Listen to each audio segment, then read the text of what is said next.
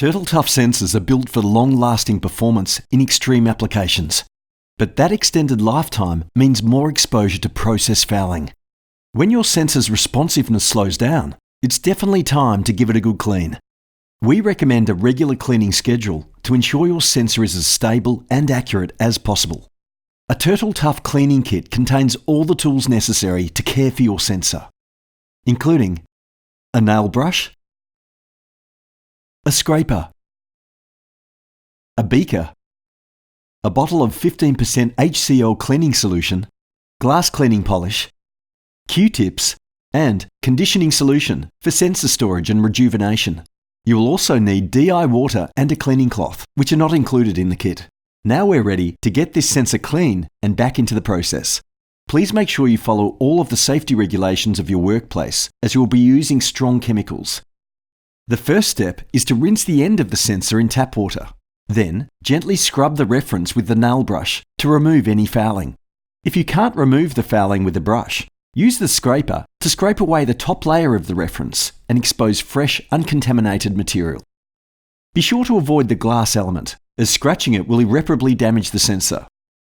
Now that most of the fouling has been removed, pour some of the HCl solution into the beaker and soak the tip of the sensor in the HCl for 5 to 10 minutes. Once the soaking time is up, rinse the tip thoroughly with DI water. The next step is to use the cotton bud and glass cleaning polish to clean the glass. Tap a small amount of the powder onto a hard surface and use a wet cotton bud to form a polishing paste. Gently polish the glass tip to remove any films, oils, or contaminants that may reduce the sensor's responsiveness. After polishing, once again rinse the tip with DI water and wipe clean using a lint-free cloth or chem wipes. The last step of the cleaning process is reconditioning. Soak the tip of the sensor in conditioning solution for at least 10 minutes so that the reference is fully saturated. Severely compromised sensors can even be soaked overnight to help rejuvenate the reference. At this point, the sensor is ready to return to service.